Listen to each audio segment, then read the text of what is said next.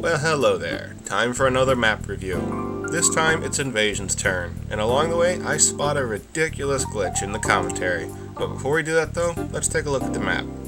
Invasion is a fun map, supports a wide variety of tactics, can play a lot of different ways. To help you get your bearings, here's the embassy, here's the courtyard, here's the gas station, and this is what I think is either a video or DVD store. I don't know. It's got store shelves full of porn or something. The Ranger starting spawn is over here by the Jeeps. It's a cold spawn. You'll never spawn here again, or at least you never should. The Op 4 starting spawn is over here behind the gas station. It's a hot spawn. I won't say it gets used all game, but definitely most of the game.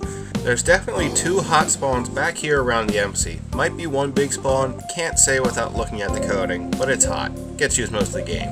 There's a series of cold spawns, one in the grass plain over here, one in and around these two-story blown out buildings.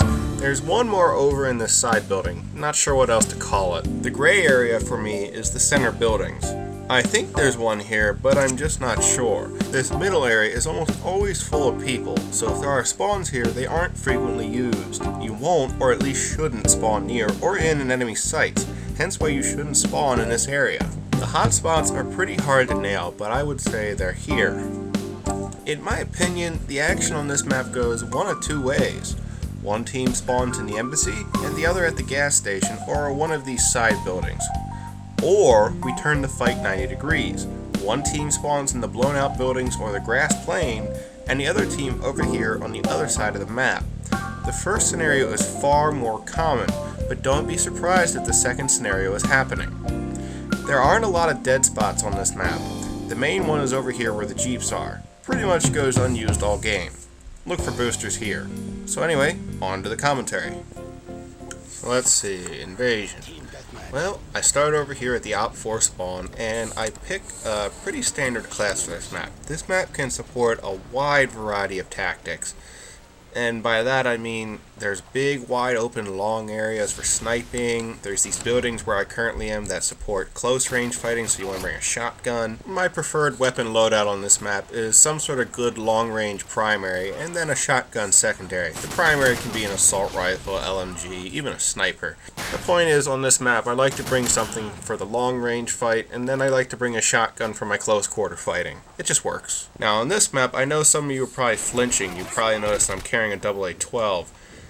Let me be fair, I was using this weapon to get footage for the shotgun review, and I just had a really solid game, and that's why I chose to do Invasion. And my loadout is, I'm carrying the M4A1 with the Blue Tiger. I've always been a fan of the Blue Tiger. It's a really sexy look for most guns, and I'll tell you what my personal favorite skins are for my weapons when I do the Q&A, but this has always been one of my favorites. The irons are also really good on the M4, which is another reason why I'm carrying it. It's just an overall really good, solid assault rifle. It's kind of like the ACR, except with a little bit less accuracy and a little bit of a higher fire rate. For my secondary, yes, I am carrying the AA-12, and actually the main reason I'm carrying it is because in these maps you want to be able to clean out campers, and as you can see, the current thing I'm doing is cleaning people out of the embassy.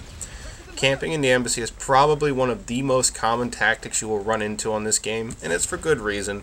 You're in a building, so you're not vulnerable to kill streaks, teams tend to do it, and really the honest best way I can tell you to deal with people that are camping like this is you just gotta make a pincer movement. Try to come down this side alleyway or the other one near the Jeeps. The point is that you should not try and clean people out of the embassy by coming up through the center courtyard. You're just gonna get massacred. The embassy has the best vantage point on that, so you're just going to get killed. You should not do that. If your problem is people camping in the embassy, just come up the sides.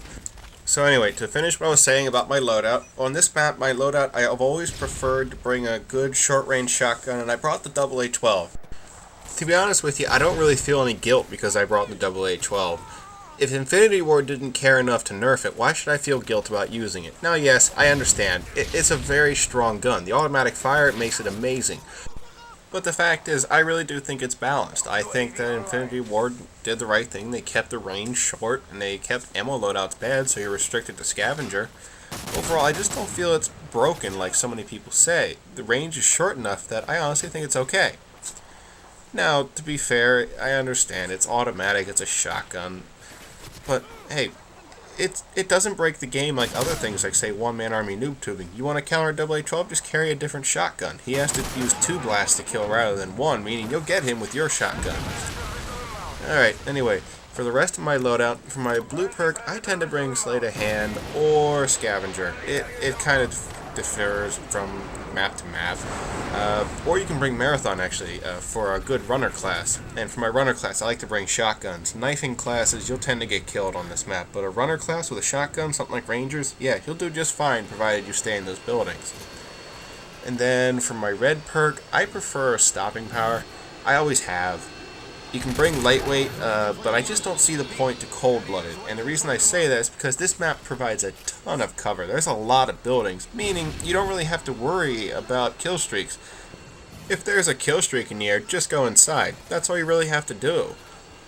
I don't really see the point of bringing cold-blooded because it's just, easy enough to just use the buildings. And for your third tier perk, I would say for me it's always been sit rep. I've never really seen the point of ninja on this map, purely because you should be walking around corners with an itchy trigger finger expecting somebody to pop up at all times. And second, claymores are pretty common on this map, so I really do feel sit rep serves you better. And then for general tactics, I guess it always would come down to, for me, try and stay to the sides of the map. Now, by the sides of the map, I mean the side alleyways, I mean the embassy, I mean the blown out building on the side, I mean the gas station. You can go into the center of the map, and by that I mean like the DVD store and what I think is a bar. I don't know, I'm looking at it right now. It's safe to go in there, provided you brought a shotgun and you're ready for combat. The one spot I would say don't go into is the open area on the other side of that tank I just went by. The reason I say that is just because that courtyard is a death trap. You can be seen from just about every angle on the map. You can be seen from this little alleyway, you can be seen from people spawning at the side building, people at the embassy. It's just not a good spot to be. I really advise going up the sides rather than going through that courtyard if you can avoid it. Sorry, just let me clear my throat here. Anyway, on this map, I have always just found bringing the good old shotgun to these buildings here is a good tactic. You will find plenty of combat. And for your kill streaks, I really recommend going with something that you don't have to man yourself. And by that, I mean the 11 kill streaks. Why? Well, again, because the buildings provide so much cover, stuff like AC-130 and Chopper Gunner really goes to waste. Now, for a brief moment, I'm actually going to step away from talking about invasion, because look at those bullets. This is something really fucked up that I spotted. That Harrier up there has gotten stuck in the glitch where it's shooting the water. Now, I walked away from it when I first saw it. I was like, no, that's not what that looked like. But I go back and I look at it. It just keeps firing at it. What's out there? What, is there a mermaid out there that feels the need to shoot? I mean, this is just a nasty, nasty glitch. How does this stuff like this get coded? Who at Infinity Ward did that? And look at that. It's just like, no, I didn't just do that. I'm just going to fly away. Who the hell at Infinity Ward coded this thing to work like that? I can't believe stuff like that happens. I'm sorry, it's just a really big pet peeve of mine that as good as this game is, because we all love it, we're all still here playing it, as good as this game is, stuff like that is still in it 9 months after it was put out. How does that happen? Anyway, to come back to Invasion, I have one last parting tip. If you find that you struggle, go with some of the lower kill streaks like UAV, Care Package, Pred Missile.